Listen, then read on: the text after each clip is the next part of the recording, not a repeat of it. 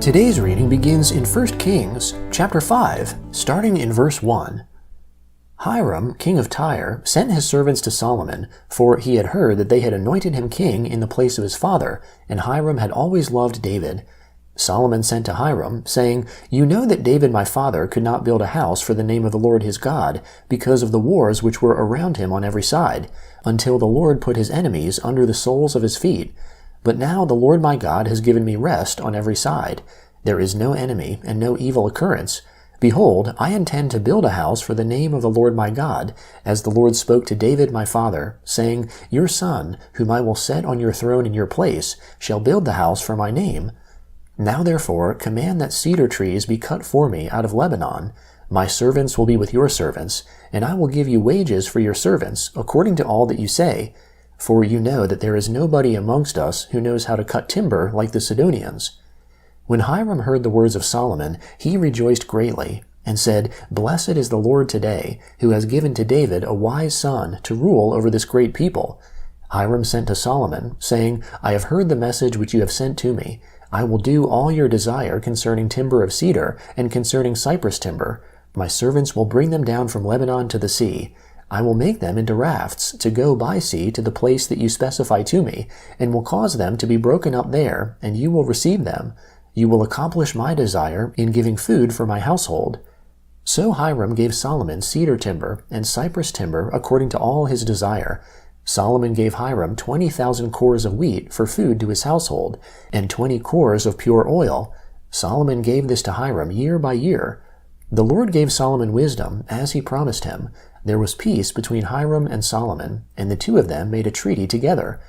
King Solomon raised a levy out of all Israel, and the levy was 30,000 men. He sent them to Lebanon, 10,000 a month by courses. For a month they were in Lebanon, and 2 months at home, and Adoniram was over the men subject to forced labor. Solomon had 70,000 who bore burdens, and 80,000 who were stone cutters in the mountains, besides Solomon's chief officers who were over the work, 3,300 who ruled over the people who labored in the work. The king commanded, and they cut out large stones, costly stones, to lay the foundation of the house with worked stone. Solomon's builders and Hiram's builders and the Gebalites cut them, and prepared the timber and the stones to build the house. In the 480th year after the children of Israel had come out of the land of Egypt, in the 4th year of Solomon's reign over Israel, in the month Ziv, which is the 2nd month, he began to build the Lord's house. The house which King Solomon built for the Lord had a length of 60 cubits, and its width 20, and its height 30 cubits. The porch in front of the temple of the house had a length of 20 cubits, which was along the width of the house. 10 cubits was its width in front of the house. He made windows of fixed lattice work for the house. Against the wall of the house he built floors all around, against the walls of the house all around, both of the temple and of the inner sanctuary, and he made side rooms all around. The lowest floor was 5 cubits wide, and the middle was 6 cubits wide, and the third was 7 cubits wide. For on the outside he made offsets in the wall of the house all around, that the beams should not be inserted into the walls of the house. The house, when it was under construction, was built of stone prepared at the quarry, and no hammer or axe or any tool of iron was heard in the house while it was under construction. The door of the middle side rooms was in the right side of the house. They went up by winding stairs into the middle floor, and out of the middle into the third. So he built the house and finished it, and he covered the house with beams and planks of cedar. He built the floors all along the house, each 5 cubits high, and they rested on the house with timbers of cedar. The Lord's word came to Solomon, saying, "Concerning this house which you are building, if you will walk in my statutes and execute my ordinances, and keep all my commandments to walk in them, then I will establish my word with you, which I spoke to David your father. I will dwell amongst the children of Israel, and will not forsake my people Israel." So Solomon built the house and finished it. He built the walls of the house within with boards of cedar. From the floor of the house to the walls of the ceiling, he covered them on the inside with wood. He covered the floor of the house with cypress boards. He built 20 cubits of the back part of the house with boards of cedar from the floor to the ceiling. He built this within for an inner sanctuary, even for the most holy place. In front of the temple sanctuary was 40 cubits long. There was cedar on the house within, carved with buds and open flowers. All was cedar. No stone was visible.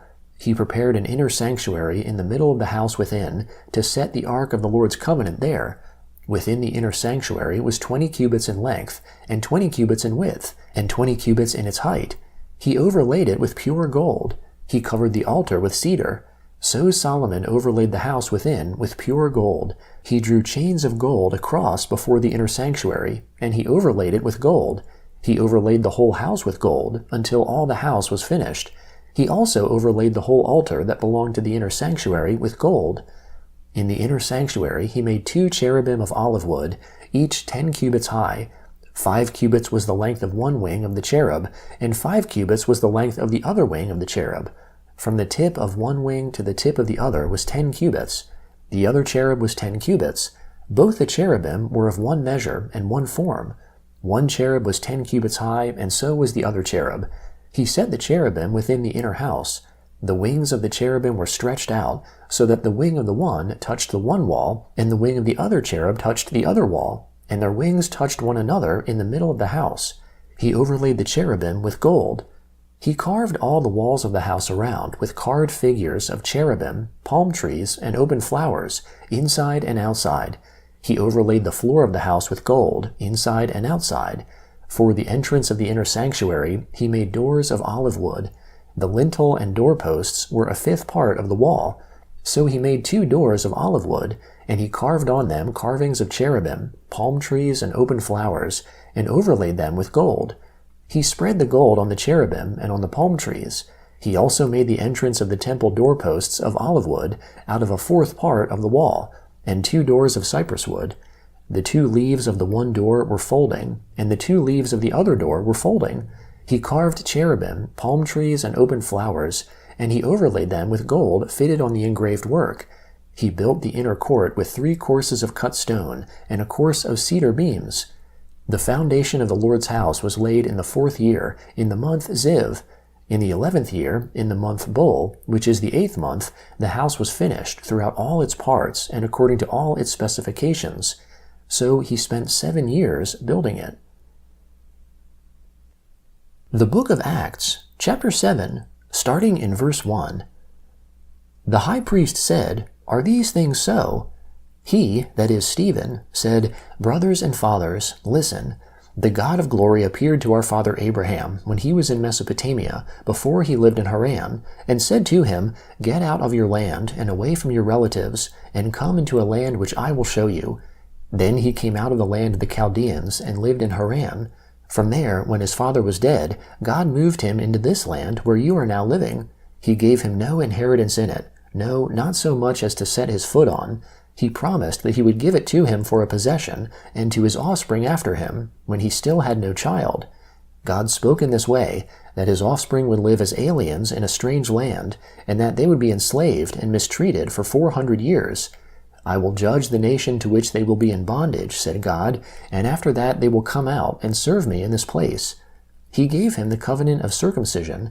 So Abraham became the father of Isaac, and circumcised him the 8th day.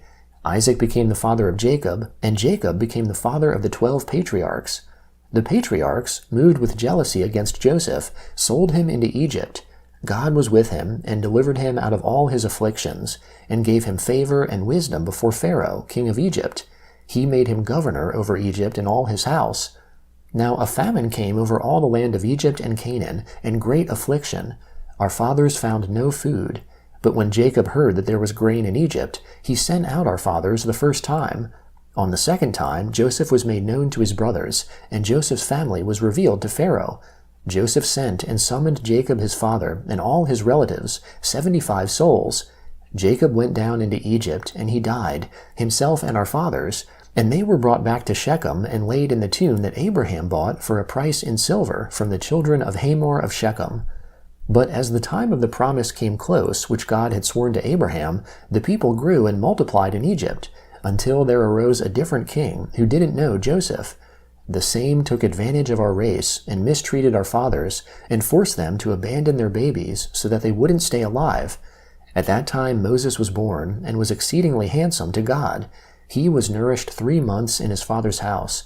When he was abandoned, Pharaoh's daughter took him up and reared him as her own son. Moses was instructed in all the wisdom of the Egyptians. He was mighty in his words and works. But when he was 40 years old, it came into his heart to visit his brothers, the children of Israel. Seeing one of them suffer wrong, he defended him and avenged him who was oppressed, striking the Egyptian.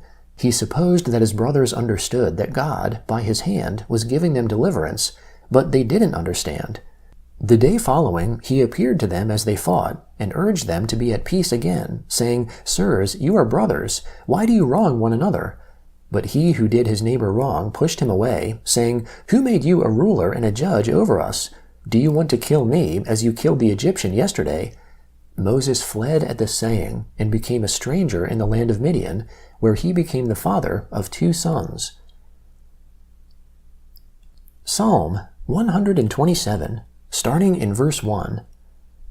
Unless the Lord builds the house, they who build it labor in vain. Unless the Lord watches over the city, the watchman guards it in vain.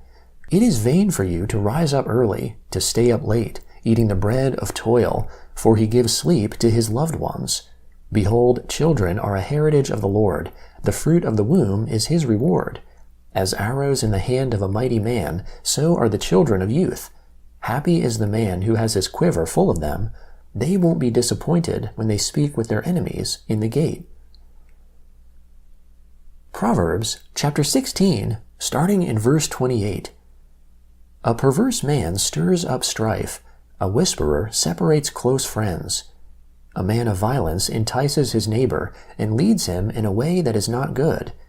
One who winks his eye to plot perversities, one who compresses his lips, is bent on evil.